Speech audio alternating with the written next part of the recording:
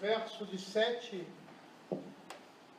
e 8, é o finalzinho do verso 7 e segundo verso do verso 7 e o verso 8, e hoje nós vamos nos deter no verso 9 e 10.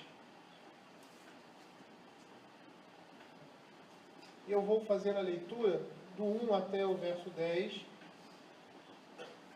para sermos lembrados também do texto e de tudo aquilo que nós já comentamos anteriormente.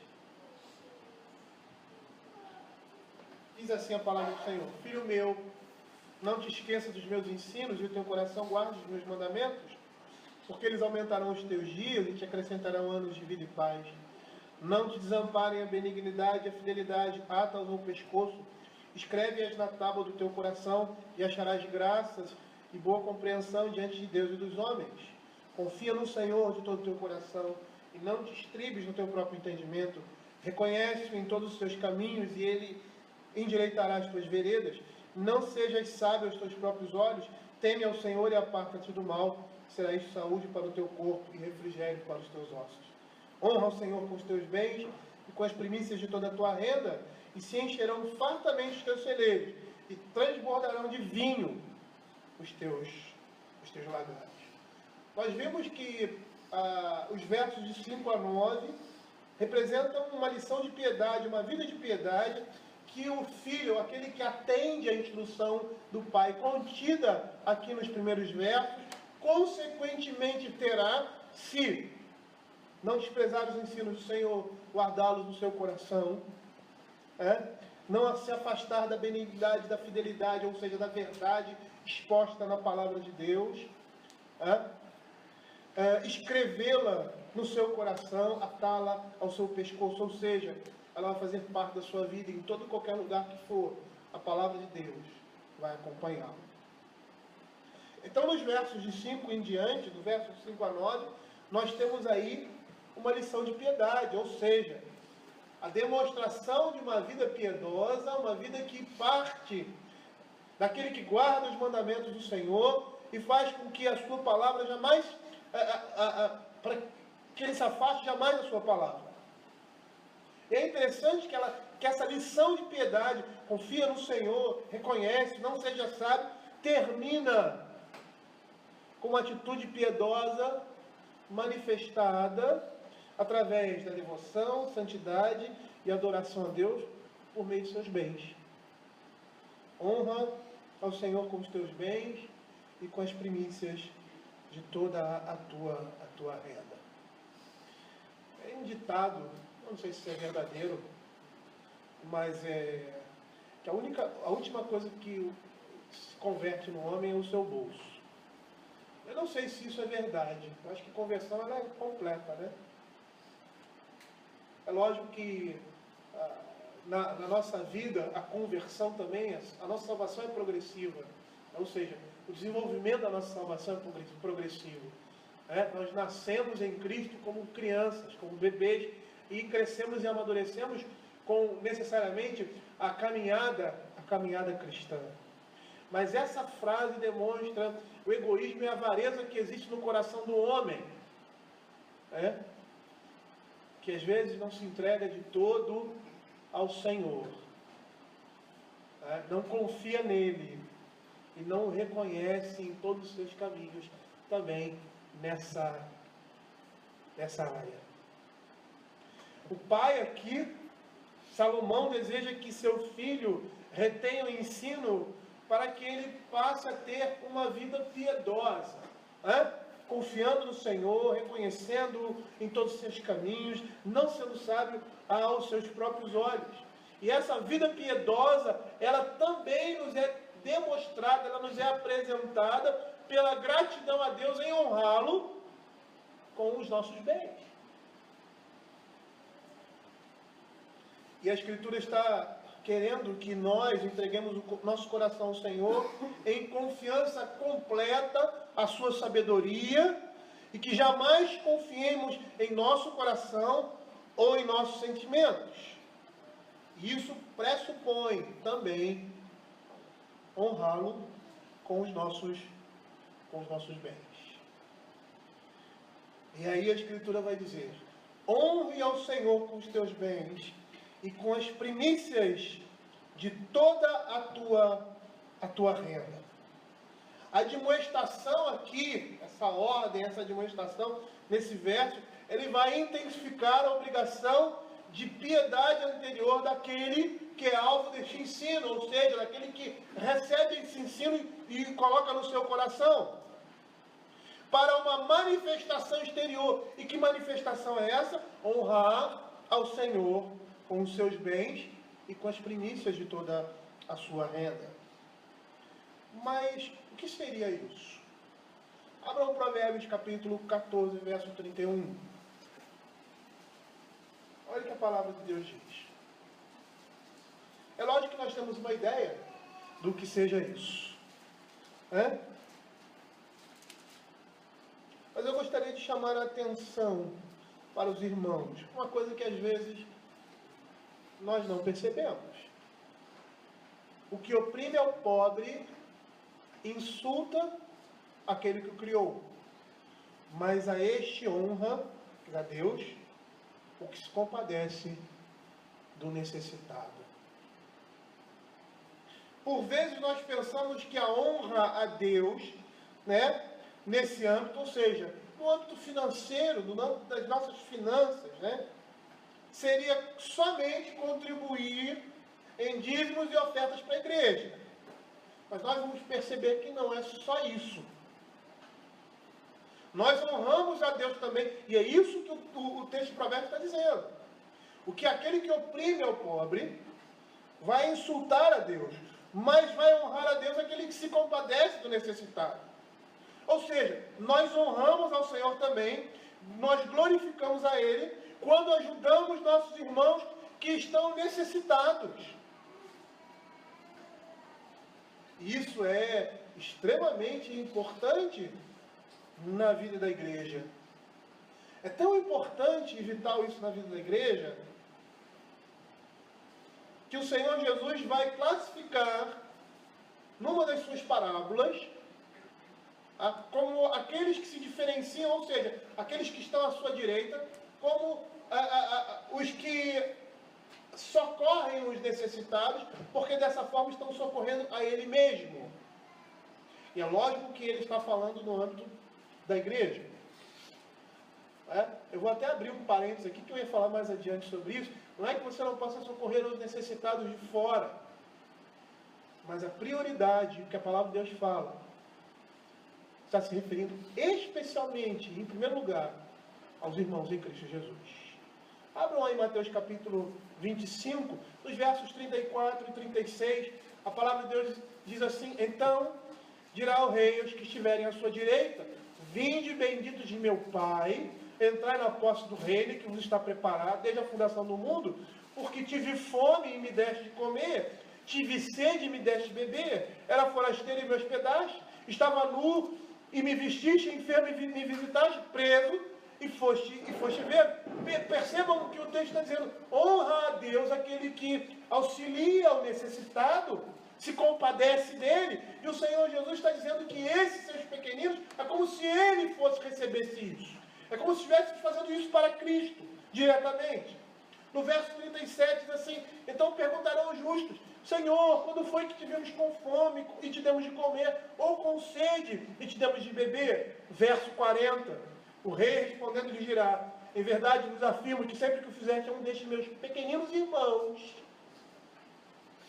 a mim o fizeste. Honra ao Senhor aquele que se compadece do irmão necessitado. Honra ao Senhor aquele que supre, não somente financeiramente, mas emocionalmente também. Enfermo e foste me visitar, preso e foste ver-me. Tiago também vai relacionar, vai atrelar esse comportamento, ou seja, a honra ao Senhor através da contribuição, do auxílio ao necessitado, como uma característica piedosa de uma fé verdadeira. Abram aí Tiago capítulo 2, verso 14 e 16. ele diz assim, é o primeiro exemplo que ele dá no âmbito da fé verdadeira, de você provar com as suas obras uma verdadeira fé. Diz assim, meus irmãos, qual é o proveito se alguém disser que tem fé, mas não tiver obras? Pode acaso semelhante fé salvá-lo? Se um irmão ou irmã estiverem carecidos de roupa e necessitados de alimento cotidiano, e qualquer dentre vós lhe disser, ide em paz, aquecei-vos e fartai-vos, sem contudo lhes dar o necessário para o corpo, qual é o proveito disso? Assim também a fé, se não tiver obras, por si só está morta. Honrar ao Senhor com os seus bens e com as primícias de toda a tua renda, significa socorrer o irmão necessitado, assistir aquele que precisa da sua assistência e ajuda, seja ela qual for. Abram Provérbios capítulo 19, verso 17. Provérbios capítulo 19, verso 17. Nos lembra de um ditado popular, que provavelmente é oriundo dessa verdade, das Sagradas Escrituras, que diz que quem dá aos pobres empresta a Deus. E a palavra vai dizer o seguinte, quem se compadece do pobre ao Senhor empresta, e este lhe paga o seu benefício. Temos aqui, mais uma vez, a indicação da honra que prestamos ao Senhor quando temos compaixão do necessitado. E parece que quando agimos assim, o Senhor está dizendo, eu tenho uma dívida. Entendam, é lógico, com vocês. Eu lembro de um ditado popular também, que diz assim, me ajudem, quem é o meu filho, a minha boca adoça. Quem beija meu filho, a minha boca adoça. De uma certa forma, é isso que o Senhor Jesus está falando para nós. Quando ajudamos, auxiliamos, como ele diz ali, um desses nossos pequeninos, como ele chama, irmãos. É interessante porque o apóstolo Paulo vai dizer que essa é uma das funções dos que trabalham. Sendo também, ali no contexto de Efésios, capítulo 4, verso 28, uma das características de uma vida de santidade ou de uma vida piedosa.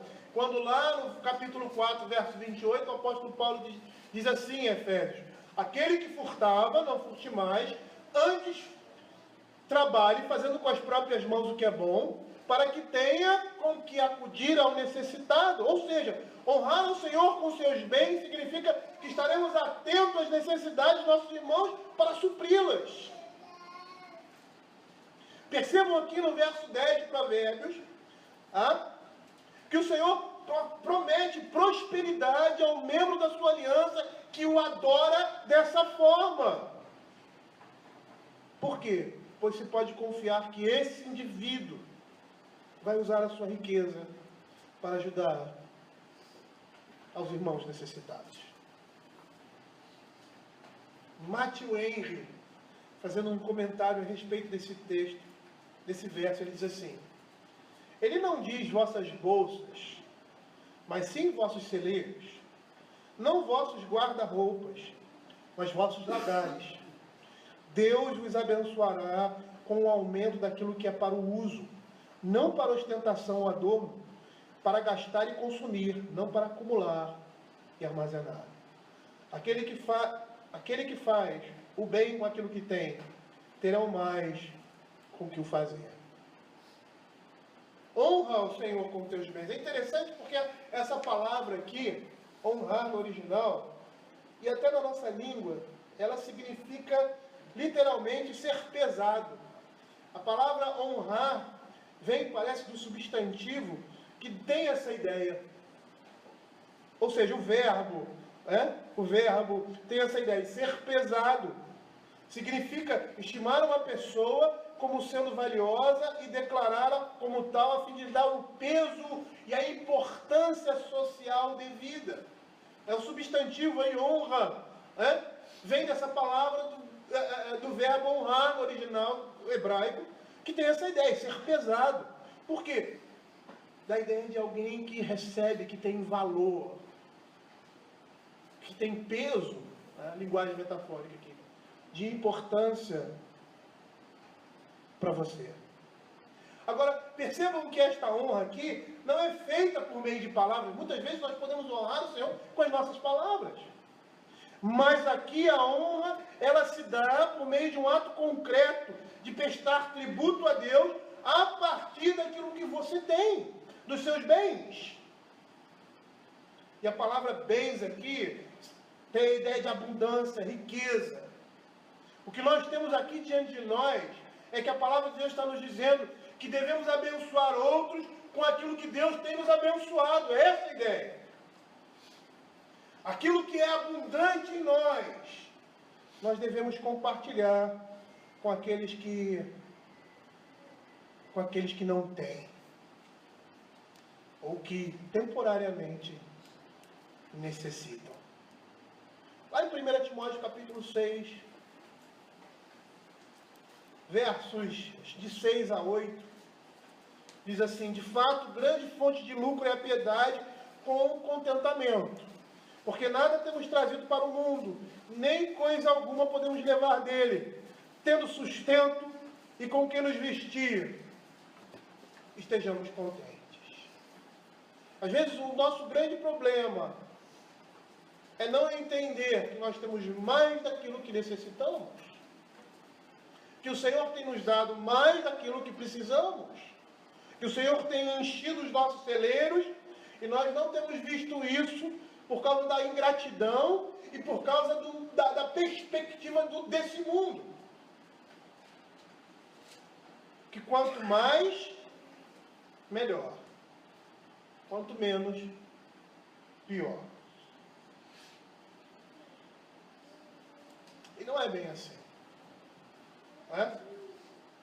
Nós podemos ser prósperos, e essa é a ideia de prosperidade, tá? Na pobreza. Tá? Na pobreza. Porque nada vai nos faltar. Não somos ricos, não temos as coisas em abundância, transbordando, né, o nosso pote, mas temos o suficiente, mais do que o suficiente para nós e para aqueles que estão ao nosso redor. O apóstolo Paulo, ele vai chamar a nossa atenção, a Escritura, para a atitude dos crentes na Macedônia. Lá em Romanos capítulo 15, verso 26, eles tiveram essa perspectiva. Eles honraram ao Senhor com os seus bens e com as primícias da sua renda. Lá em Romanos 15, verso 26, a palavra de Deus diz assim: porque aprove a Macedônia e a Acaia levantaram uma coleta em benefício dos pobres dentre os santos que vivem em Jerusalém. Jerusalém passava, não só Jerusalém, mas parece que o mundo, de uma maneira geral, passava por uma certa crise.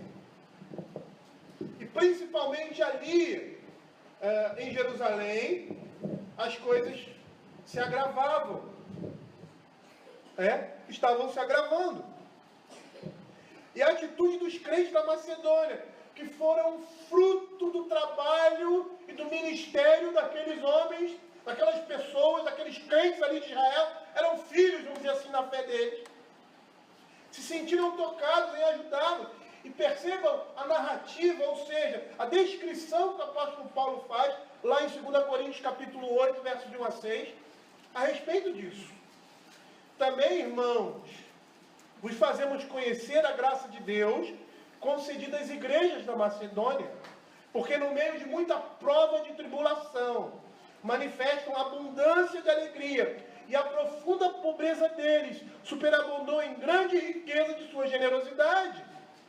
Porque eles, testemunho eu, na medida das suas posses, e mesmo acima delas, se mostraram voluntários, pedindo-nos com muitos rogos a graça de participarem da assistência aos santos. E não somente fizeram como nós esperávamos. Paulo esperava isso. Era isso que aquele pastor esperava daquela igreja. mas também deram-se a si mesmos, primeiro ao Senhor, depois a nós, pela vontade de Deus. Entendam aqui que quando o apóstolo Paulo diz que eles se deram primeiro ao Senhor, eles estavam honrando ao Senhor. Eles estavam adorando a Deus.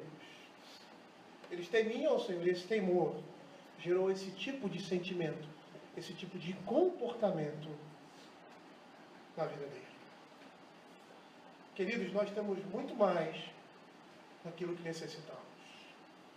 Eu sei que o país passa por uma situação difícil, e Calvino, entre muitas falas a respeito disso, ele vai dizer que o Senhor vai abençoar a sua igreja, porque isso é a palavra de Deus, é a palavra de Deus, e isso é verdade.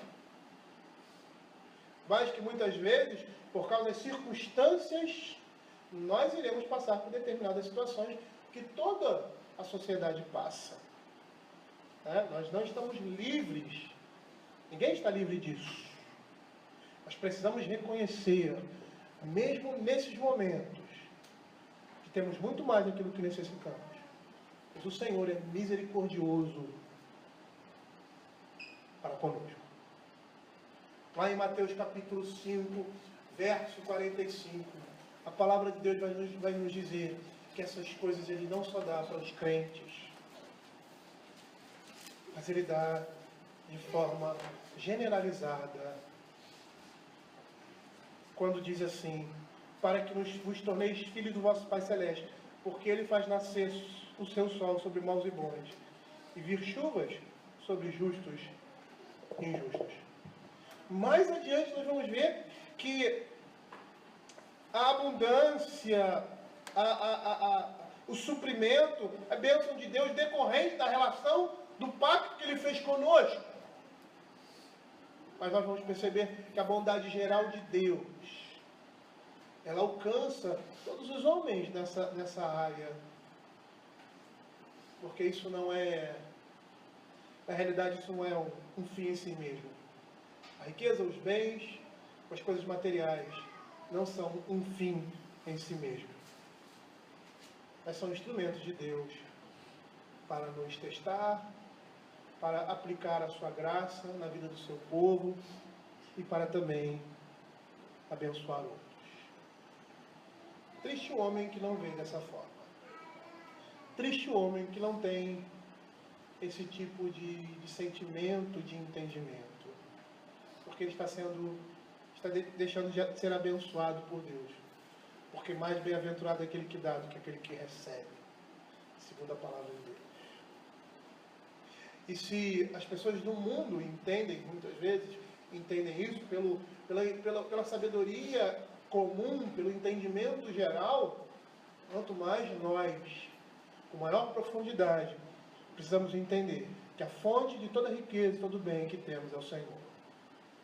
E que aquilo que recebemos dele devemos colocar aos seus pés para o serviço ao Senhor. Eu me lembro de uma frase, um pensamento, até meio bastante poético, não sei se é dele, porque na antiguidade existia muito isso, as pessoas às vezes falavam determinadas coisas e atribuíam a grandes pessoas para que aquilo tivesse um vulto, tivesse um alcance maior. Então, dizem que Alexandre o Grande, na hora da sua morte, ele fez 3 pedidos excêntricos. Primeiro, que os médicos que o estavam tratando, que ele estava morrendo, carregassem o seu caixão. Em segundo lugar, que as suas mãos estivessem para o lado de fora. E em terceiro lugar, que tudo aquilo que ele conquistou, ou seja, as suas riquezas, fossem colocadas no caminho do seu féretro, do seu enterro, do seu velório. E um dos seus sábios perguntou assim: Alexandre, por que isso? Coisa excêntrica, coisa estranha, por que isso? E ele disse assim: eu quero que os médicos carreguem o meu caixão, aqueles que cuidaram de mim, para que eles percebam que eles não têm o poder da morte nem da vida nas suas mãos. Eu quero que as minhas mãos estejam para fora do túmulo, para que as pessoas percebam que viemos para esse mundo de mãos vazias e voltamos e saímos dele de mãos vazias. E ao deixar as minhas conquistas, o meu tesouro no meu caminho, para que as pessoas percebam que aquilo que a gente conquista aqui, aquilo que a gente ganha aqui, fica nesse mundo. Queridos, nós precisamos utilizar essas coisas em proveito do reino de Deus. E é isso que o homem piedoso faz. Honrar ao Senhor com aquilo que o Senhor tem lhe abençoado. E ele diz assim: honra ao Senhor com os teus bens e com as primícias de toda a tua renda. Ou seja, nós estamos vendo aí nesse paralelismo sinonímico que esses bens representam as primícias de toda a renda dele, de todo o seu rendimento. E aqui a gente tem que abrir um parêntese, né? Porque entender que Israel aqui era uma sociedade extremamente agrária, né? E ela recolhia os seus frutos, e muitos desses frutos eram guardados em celeiros. Cereais, muitas frutas e outras coisas mais. O dinheiro não é que não existisse, naquela época existia, mas não era como é hoje, não circulava como circula hoje. Então muitas das ofertas lá da igreja eram através de quê? De alimentos, do fruto do trabalho daquelas pessoas. Quando ele diz que as primícias, ou seja, ele está dizendo que aquilo que é melhor, são os primeiros frutos. E é isso que esse verso está indicando aqui, que as ofertas devem representar, que os nossos bens, dados ou honrados em honra ao Senhor, devem representar o melhor daquilo que nós temos. Ou a ideia seria lá, os primeiros frutos. Ou seja, o melhor. E aqui, queridos, na esfera cultica, ela se resume ou se restringe, ou tem o sentido de oferecer o melhor das coisas materiais ao Senhor, com a massa de farinha ou cereal. Lá em Números capítulo 15, verso 20 e 21, a palavra de Deus vai dizer isso. Das primícias da vossa farinha grossa, apresentareis um bolo como oferta da eira. Assim o apresentareis. Das primícias da vossa farinha grossa, apresentareis ao Senhor, oferta nas vossas gerações. Deuteronômio, capítulo 18, versos de 1 a 4. Os sacerdotes levitas e toda a tribo de Levi não terão parte nem herança de Israel. Das ofertas queimadas ao Senhor e daquilo que lhes é devido comerão. Ou seja, o povo de Deus recebe a terra, ia cultivar a terra, e do cultivo da terra ia tirar o seu sustento.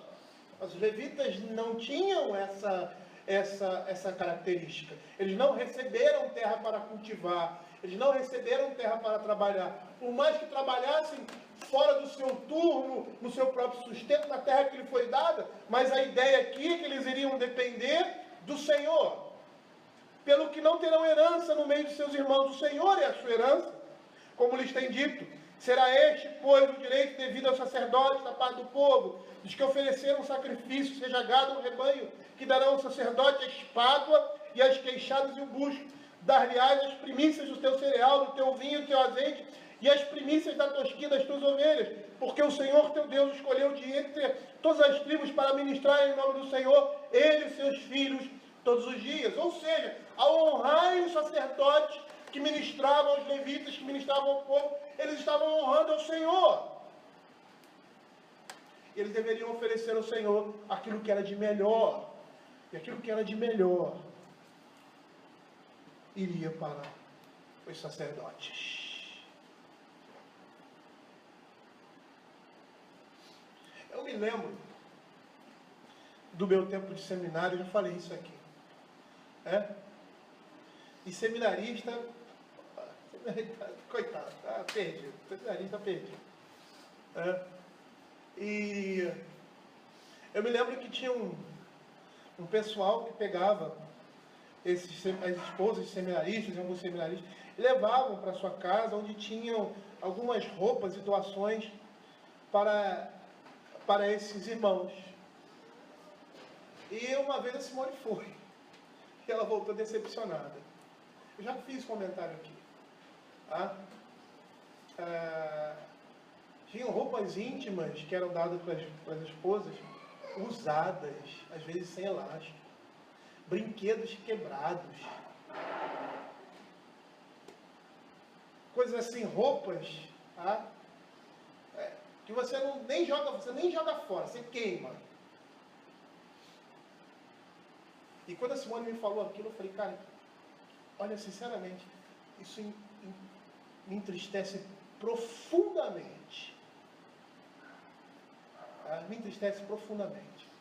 Perceber a avareza no coração daquelas pessoas. Aqueles homens seriam ministros do Evangelho. Tá? E na nossa vida cristã, eu não fui sempre pastor, já estive do outro lado. E o Senhor nos preparou para isso. Nós tínhamos contato com missionários e escutávamos as histórias desses que dependiam da igreja. Dependiam da igreja não, eles dependiam do Senhor. Mas as coisas tristes que nós escutávamos, pela falta de entendimento, ou seja, pelo excesso de avareza que existia no coração da igreja, a ofertar para esses que tinham necessidade. Eles não davam o melhor, nem a primícia. Eles davam o pior. Aquilo que você não dá nem para um mendigo, um morador de rua. Isso é lastimável. Eles estão desonrando o Senhor. Estão desonrando a Deus. Ele diz assim, as primícias, o melhor de toda a tua renda. E aqui nós estamos expandindo todo o rendimento. Isso incluiria ali na vida daquele povo as colheitas e a renda em geral, tudo com que o Senhor os tinha abençoado. E isso se refere a nós também. A Escritura está nos dizendo que a nossa oferta só será aceitável diante do Senhor tão somente se esse sacrifício de incenso, de amor, confiança e devoção seja expresso pela oferta daquilo que eu tenho de melhor. Se não for aquilo que eu tenho de melhor, eu estou desonrando ao Senhor. É preferível você ficar com a sua avareza do que oferecer ao Senhor aquilo que não é o de melhor que você pode dar. Se não for assim, essa oferta não será aceitável ao Senhor. Pode ser aceitável aos olhos dos homens, porque eles estão vendo somente à vista. Mas o Senhor não. O Senhor sonda o coração. Era isso que Caim precisava aprender. Lá em Gênesis capítulo 4, verso 3 e 4, algumas pessoas dizem que o texto ali se refere ao próprio sacrifício, porque Abel ofereceu do seu rebanho e ao oferecer ele matou, e aí nós temos ali uma imagem do sacrifício de Cristo. Sim, isso não está errado não. Mas se nós percebermos, pelo menos a tradução aqui que nós temos, nós vamos perceber, nós vamos entender que não foi só com relação ao sacrifício. O sacrifício de Abel foi perfeito, sim, porque apontava para Cristo, mas nós temos também outros sacrifícios, como nós vimos aqui com Paulo Brasil, que não são relacionados à morte de um cordeiro, mas também que apontam para Cristo. Como a festa das primícias, dos primeiros frutos. E esse primeiro fruto se referia ao Senhor Jesus. Percebam aqui na leitura do texto, como o ponto focal aí era a intenção do coração. Ou seja, Caim não ofereceu o melhor. Ele desprezou ao Senhor na sua oferta. Aconteceu que no fim dos tempos, trouxe Caim do fruto da terra uma oferta. Provavelmente provavelmente esse aqui seja uma oferta qualquer, seja um pronome indefinido no original. Uma oferta. Abel, por sua vez, olha a expressão que é usada. Abel, por sua vez, trouxe das primícias, ou seja, há uma diferença aqui. Abel traz das primícias, ou seja, do melhor do seu rebanho. Caim traz uma oferta qualquer. Agradou-se o Senhor de Abel e de sua oferta, ao passo que de Caim e de sua oferta não se agradou. E qual é a conversa que o Senhor Deus tem com ele depois? Se procederes corretamente, não serás aceito? Por que o procedimento dele foi incorreto? Ele estava oferecendo uma oferta ao Senhor. Oferta daquilo que ele produzia. Mas porque ele não ofereceu o melhor. Porque ele não deu o melhor. Ele desprezou a Deus. E se nós podemos fazer um paralelo, né?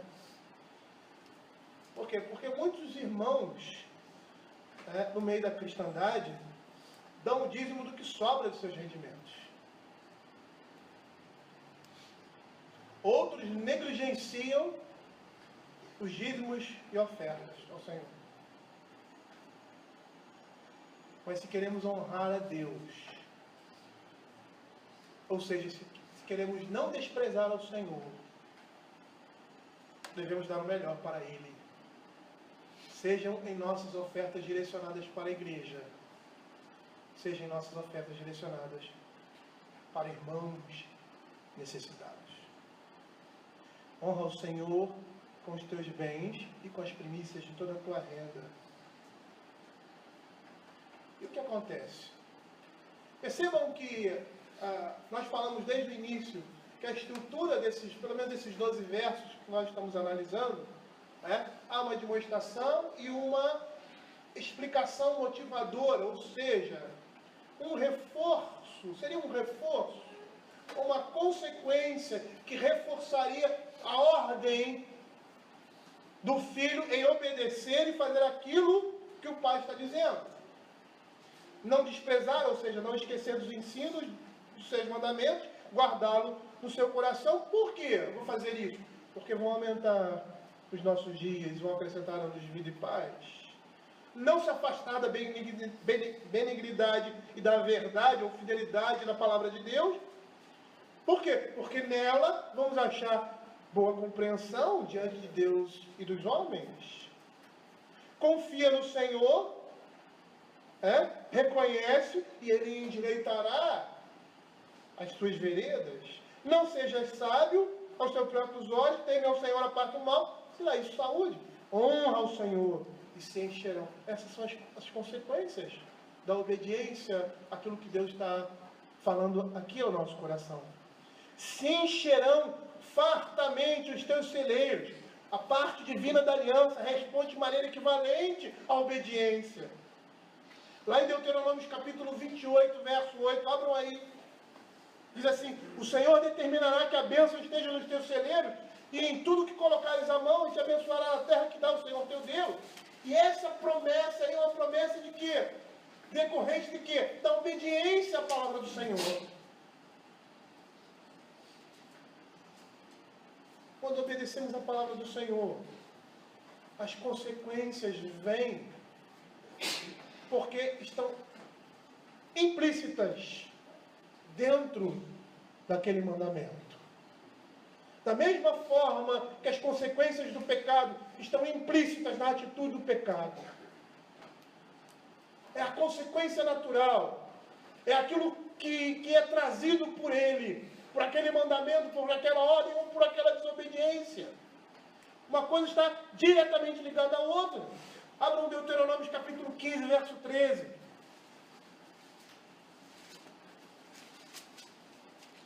Quando um dos teus irmãos hebreu ou hebreia te for vendido, 6 anos servir-te-á, mas no 7º despedirás forro. E quando de ti despedires forro, não o deixarás ir vazio. Liberalmente lhe fornecerás do teu rebanho, da tua eira, do teu lagar, daquilo com que o Senhor teu Deus te houver abençoado, lhe darás. A consequência, a resposta resposta à bênção de Deus é abençoar outros. É reconhecer a bênção de Deus na sua vida e você abençoar outras pessoas, a igreja de Cristo, através disso, daquilo que o Senhor Deus tem te dado. Haja visto que todos os dons que são dados à igreja são dons para ser usados em função de outros, não de si mesmos. Quando nós usamos o dom em função de nós mesmos, nós estamos, na realidade, agindo de forma contrária àquilo que Deus estabeleceu. Ninguém contribui para si mesmo. Que é uma coisa interessante quando a gente fala sobre dom de línguas. Eu prego aqui sobre isso há muito tempo, mas vamos voltar a falar sobre esses dons miraculosos que não tem continuidade hoje no seio da igreja, através de homens, como milagres e coisas portentosas. E uma das primeiras coisas que o apóstolo Paulo coloca ali, ironicamente, mas que nós entendemos erradamente, é que não se fala línguas para si mesmo. Por quê? Porque o objetivo é edificar os outros. Seria a mesma coisa dizer que você é um bom contribuinte da igreja, porque esse é um dos dons, não da liberalidade. Mas você é liberal com você. Você tira o dinheiro de um bolso e bota no outro. Isso não existe.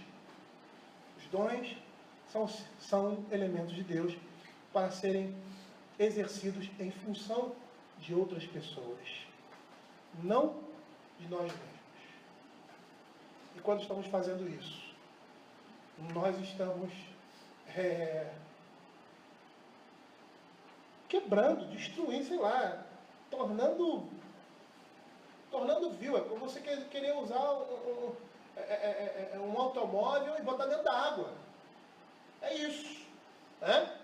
Apesar de ter hoje tem carros que andam na água também, mas o carro não ficou para andar dentro da água. É a mesma coisa dos dons. Os dons, aquilo que o Senhor nos dá, não é somente para ser usado por nós. O dom é para ser usado em função de outro. Os bens que o Senhor nos dá é para o nosso sustento, para o sustento dos nossos filhos, dos nossos familiares, mas também para auxiliar aqueles que necessitam, para contribuirmos para a igreja,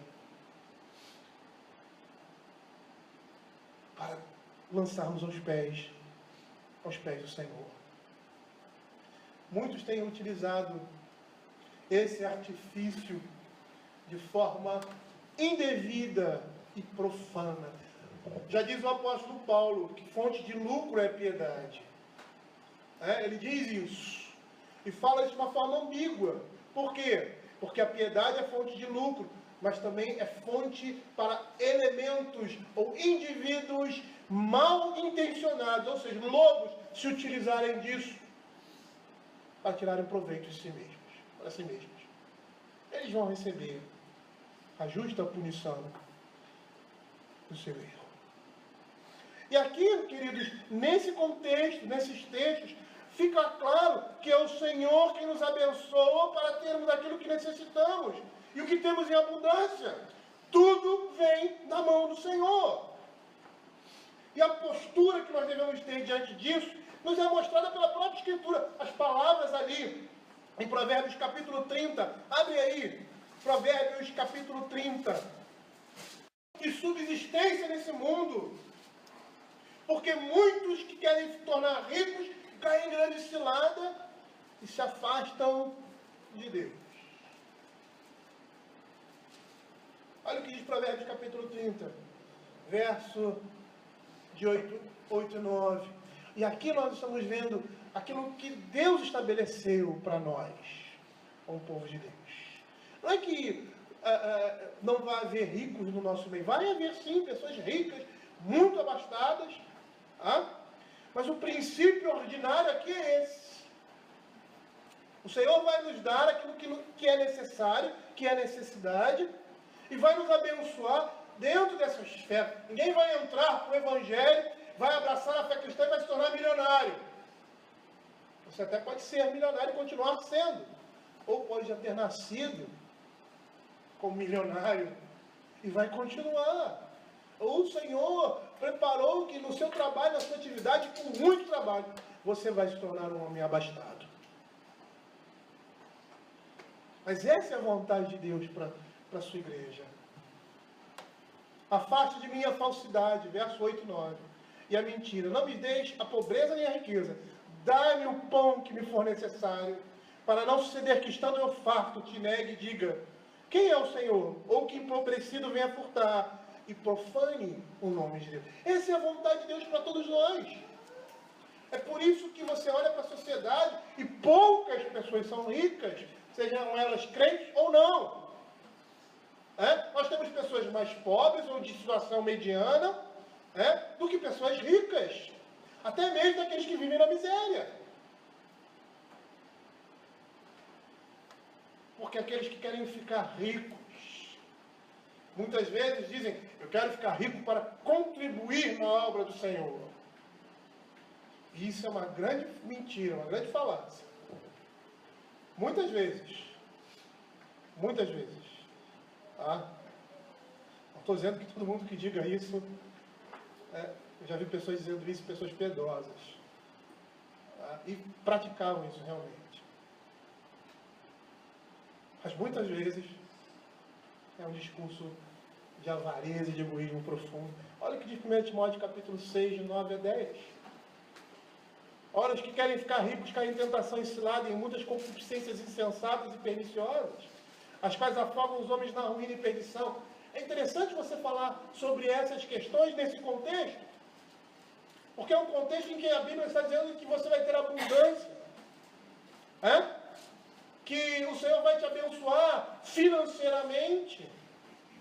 É entender é por isso que é importante falar, porque precisamos entender como isso se encaixa no escopo da palavra de Deus. Porque nem todos são ricos no meio do povo de Deus. Mas a palavra vai dizer que todos, em qualquer condição, são ricos da graça de Deus. E isso é mais que qualquer dinheiro pode dar nesse mundo. Porque o amor do dinheiro é a raiz de todos os males. E alguns nessa cobiça se desviaram da fé e a si mesmos se atormentaram com muitas dores. E nós vamos perceber, aí abrindo um parêntese, nesse tema, que as Sagradas Escrituras, ela tem uma atitude, ou seja, tem um foco ambivalente acerca das riquezas. De um lado, nós vemos a palavra de Deus afirmando que as riquezas são bênçãos de Deus aos justos. Salmo 112, versos de 1 a 3. Diz assim: bem-aventurado o homem que teme ao Senhor e se comprar os seus mandamentos. A sua descendência será poderosa na terra, será abençoada a geração dos justos. Na sua casa há prosperidade e riqueza, e a sua justiça permanece para sempre. O próprio livro de Provérbios, capítulo 10, verso 22, diz assim: a bênção do Senhor enriquece, e com ela não traz desgosto. Ainda em Provérbios, capítulo 22, verso 4, diz assim: o galardão da humildade e o temor do Senhor são riquezas, honra e vida. De outro lado, nas Sagradas Escrituras, as riquezas podem conduzir a uma autodependência em vez da dependência em Deus.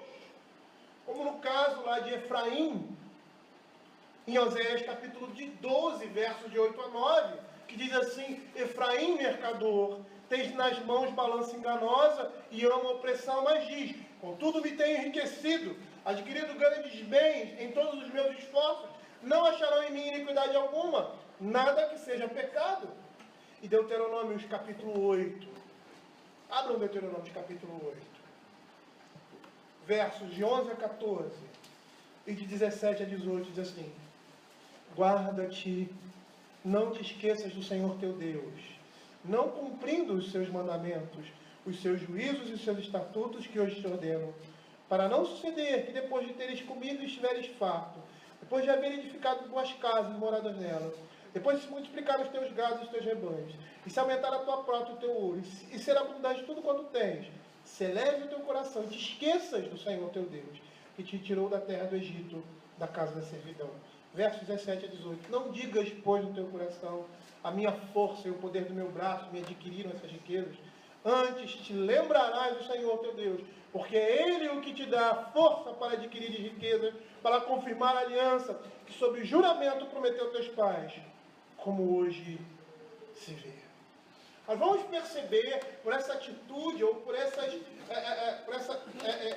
duplo aspecto aí, das riquezas, no sentido de ser uma bênção e muitas vezes se tornar uma armadilha. Nós vamos perceber que, tal como nas outras áreas da nossa vida, o mal não está nas riquezas em si, mas na atitude que se tem com elas. E muitas vezes o Senhor coloca pessoas em situação de abundância para testar a sua fé. Por isso nós precisamos ter cuidado com as coisas que nós escolhemos. Eu já vi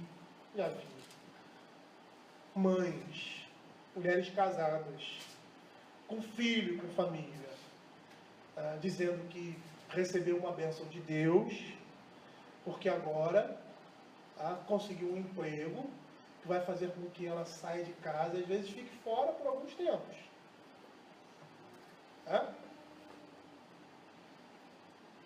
E vê isso como bênção. Não vejo isso como bênção. Eu vejo isso como maldição, como prova. Porque não é essa a vontade de Deus. Olha o que diz Provérbios 28, 20. O homem fiel será acumulado de bênçãos, mas o que se apressa a enriquecer não passará sem castigo. É isso que a Escritura vai dizer. Ela vai dizer que o homem que tem riquezas, ele deve se gloriar no Senhor. Ele deve se orgulhar de conhecer e andar nos caminhos do Senhor e não na sua riqueza.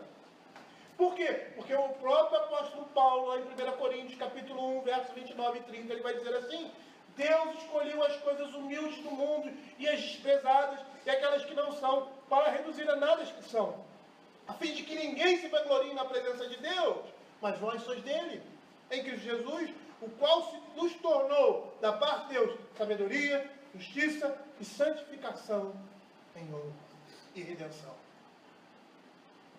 Em vez de confiar nas riquezas, queridos, os justos confiam no Senhor.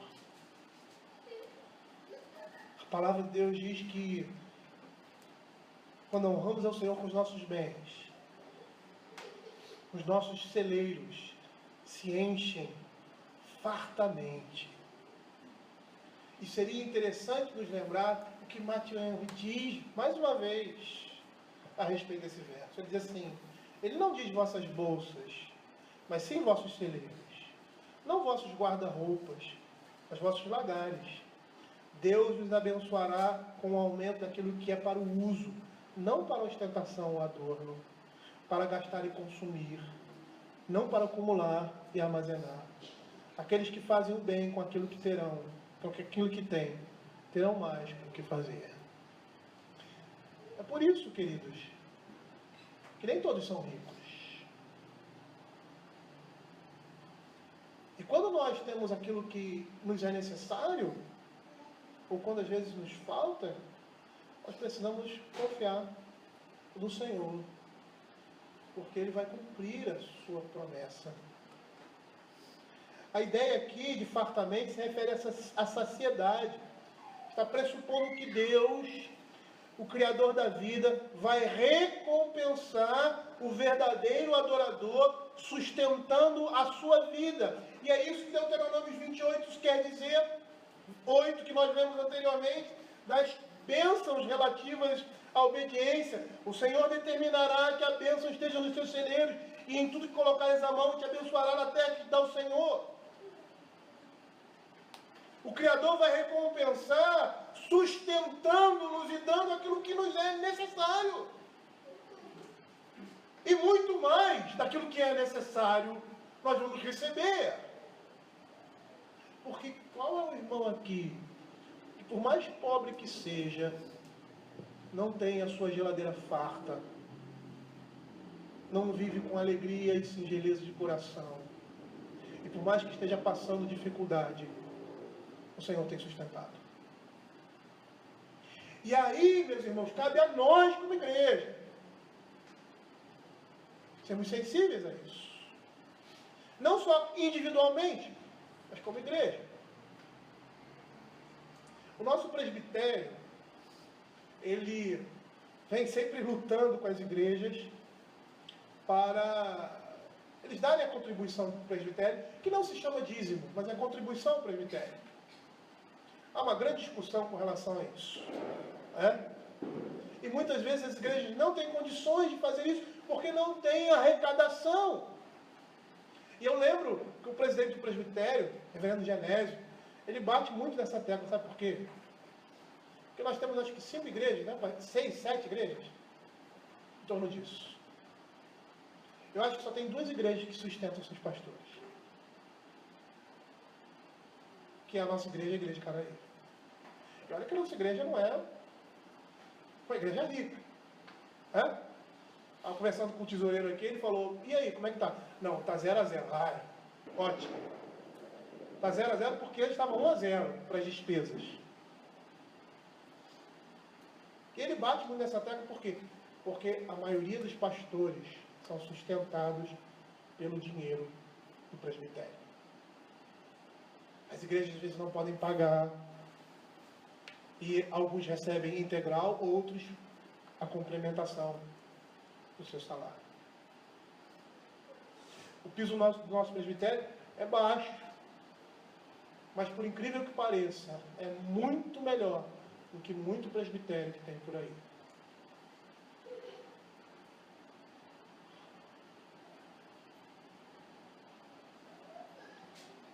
Honra o Senhor com os teus bens e com as primícias de toda a tua renda. Olha o que Malaquias vai dizer. O Senhor vai recompensar o verdadeiro adorador, sustentando as suas necessidades. Trazei todos os dízimos à casa do Senhor, para que haja mantimento na sua casa, na minha casa. E provai ministros do Senhor dos Exércitos, se eu não vos abrir as janelas do céu, e não derramar sobre vós bênçãos sem medidas. Ele está dizendo que trazei para que haja mantimento na minha casa, e o Senhor vai abrir as janelas do céu e derramar bênçãos sobre medidas. Ou seja, nós seremos supridos daquilo que temos necessidade quando estamos honrando ao Senhor com os nossos bens. É uma relação diretamente proporcional. E isso significa, queridos, não que aqueles que são alvo estarão ricos ou não. Significa, ou que estaremos ricos. Não, significa que tudo poderei naquele que vai me fortalecer diante daquela situação. É isso. Como diz Filipenses capítulo 4, versos 10 a 13. E é muito interessante esse texto. Eu vou abrir aqui para lê-lo todo. Filipenses capítulo 4, versos de 10 a 13. Alegrei-me sobremaneira no Senhor, porque agora, uma vez mais, renovaste a meu favor o vosso cuidado, o qual também já tinhais antes, mas vos faltava oportunidade. Digo isto não por causa da pobreza. Paulo era pobre. Porque aprendia a viver contente em toda e qualquer situação, porque ele era suprido na sua pobreza. Tanto sem estar humilhado, como também ser honrado, de tudo e em todas as circunstâncias. Já tem experiência, tanto de fartura como de fome, assim de abundância como de escassez.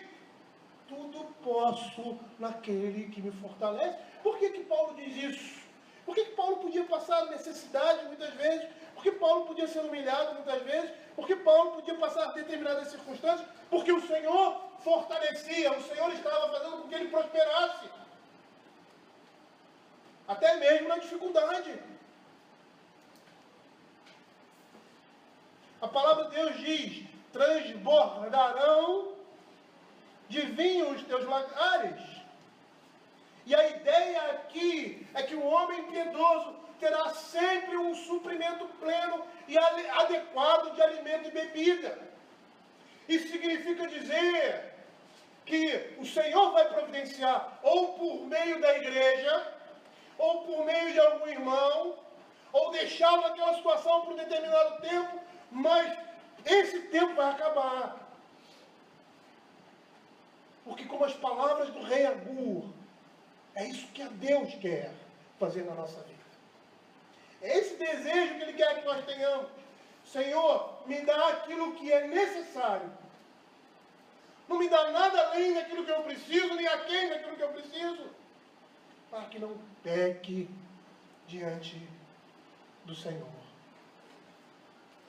A Bíblia não é contra aqueles que enriquecem, mas a visão da Escritura é que aqueles que são ricos, eles têm a responsabilidade de suprir as necessidades dos necessitados. Aquele dinheiro não é somente para ele e para os seus. É para ele abençoar a igreja. Como nós vemos lá em Atos, capítulo 2 e o capítulo 4. Quando tinham necessidade, não era um comunismo, porque comunismo é ideologia do diabo, geralmente não usa essa expressão, mas não é isso. Quando tinham necessidade, Ananias, se você não tiver, rapaz, se você ficasse com isso, seria seu, ninguém obrigou você a dar, porque você está mentindo para Deus. É um coração piedoso, em que sente a necessidade do irmão. Os lagares aqui eram prensas de vinho, estão relacionados a suprimento de alimento e bebida. Significa superar em abundância aquilo que temos necessidade. Ou seja, a palavra de Deus está dizendo, olha, vocês, o Senhor vai abençoar e vocês terão o suficiente e além do suficiente para as suas necessidades. Isso não significa dizer que nós seremos ricos, todos nós, ou milionários. Isso vai depender muito da opção de vida que você vai ter. A recompensa do Senhor, segundo a Escritura, seria mais do que centuplicada. E quando a gente escuta isso, a gente pensa, eita, vou ficar milionário. Não. Abram aí Malaquias capítulo 3, verso 10 a 12. Nós vamos entender o que é esse cêntuplo. Trazei todos os dízimos à casa do tesouro, para que haja mantimento na minha casa, e provai ministros do Senhor dos Exércitos. Se eu não vos abrir as janelas do céu, e não derramar sobre vós bênção sem medida, por vossa causa, repreenderei o devorador, para que não vos consuma o fruto da terra. A vossa vide no campo não será estéril, diz o Senhor dos Exércitos. Todas as nações vos chamarão felizes, porque vós sereis uma terra deleitosa, diz o Senhor dos Exércitos. Às vezes nós passamos dificuldades financeiras pela situação geral do país. Por quê? Porque a nossa terra está contaminada. Prega-se paz, a não utilização da força, num contexto em que a queda e o pecado são presentes. Isso é contra a palavra de Deus. E há um paradoxo aí, mas nesse mundo é assim. A paz só se faz por meio da guerra. Esse não é um discurso que se diz por aí. Mas no mundo em que o pecado habita, essas coisas acontecem.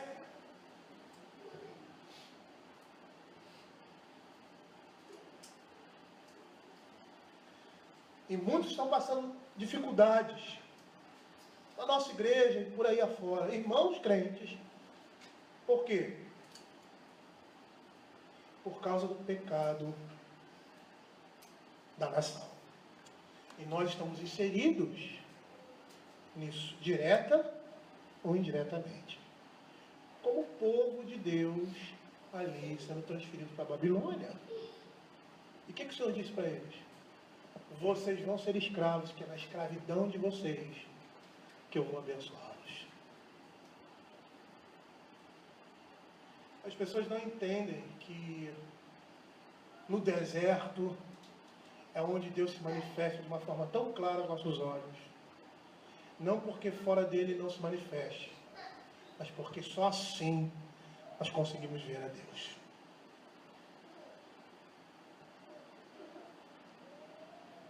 Abram Marcos capítulo 10, versos 29 e 30. E nós vamos entender claramente a recompensa centuplicada do Senhor.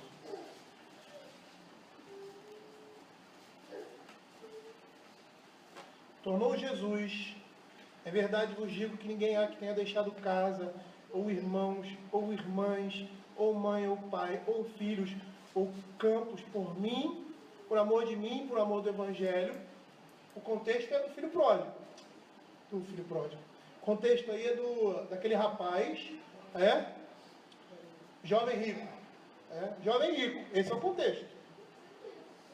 E aí o Senhor entende a avareza que existe no coração dele, faz uma pergunta para ele que desmonta tudo aquilo que ele disse anteriormente.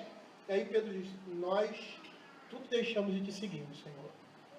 E aí o Senhor vai dizer assim, vocês recebem recompensa por causa disso. E ele diz, ninguém há que tenha deixado todas as coisas, que não receba já nesse presente. O centro de casas, irmãos, irmãs, mães, filhos e campos, com perseguições, ou seja, no meio de dificuldades, e no mundo por vir, a vida eterna. Percebam que, olha como que Deus é bom. Nesse mundo Ele ainda nos dá isso, no meio de perseguições, porque estamos num mundo caído, e nós mesmos também temos uma natureza caída. Quando eu leio isso, eu me lembro das viagens, às vezes, que eu faço como pastor. Eu sou tratado como um rei. Não porque sou pastor, mas por ser aquele que está trazendo a palavra de Deus. Vou aos melhores lugares, como das melhores comidas, vou nas melhores casas. Isso não quer dizer que são casas luxuosas, como nós fomos uma vez no Ceará, irmãos nossos de outra denominação, pessoas simples, mas que fomos recebidos como reis. E pode ser que eu não tenha nada disso, como não tenho muitas coisas que desfrutei ali, na casa desses irmãos. Mas tenho recebido como bênção de Deus a nossa vida. E mesmo que não tivéssemos nada disso, só mesmo a expectativa do reino eterno já seria suficiente para passarmos desse mundo todo o mal e toda a desgraça que um homem pode passar, como Cristo passou, desde o seu nascimento até a sua morte, na expectativa da glória do reino eterno. Muita gente quer receber bênção material sem esforço e sem trabalho, sendo negligente e relapso. Querem que as coisas caiam do céu de um dia para o outro, querem ficar ricos. Não é assim que funciona. Enriquecer sem trabalho duro e honesto é pecado diante de Deus. É pecado diante de Deus. O Senhor está dizendo que vai honrar aqueles que honram a Ele. O Senhor está dizendo que vai suprir as nossas necessidades, porque Ele tem cuidado de nós. Porque nós somos filhos e que precisamos entender, mesmo que estivermos no deserto, o Senhor está cuidando de nós. Foi como aconteceu com o povo de Israel. Como acontece com você? Só que às vezes você não vê isso. Às vezes nós não temos olhos para ver isso. Estamos tão focados no Deus desse mundo E eu não estou dizendo aqueles que são relaxados com a palavra, não. Estou falando nós, de uma maneira geral, até eu. Estamos tão focados com o Deus desse mundo, com a ideologia desse mundo, que não percebemos o que Deus está fazendo por nós. Como Ele está nos conduzindo e nos sustentando no meio da doença, no meio da pobreza, no meio da falta de dinheiro, da falta de emprego. A gente precisa entender, como diz Deuteronômio capítulo 8, é para te fazer bem.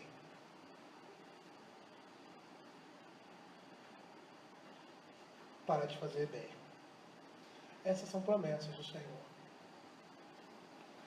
Honra o Senhor com os teus bens e com as primícias de toda a tua renda, e se encherão fartamente os teus celeiros, e transbordarão de vinho os teus lagares. E que o Senhor possa aplicar a sua palavra ao nosso frágil coração.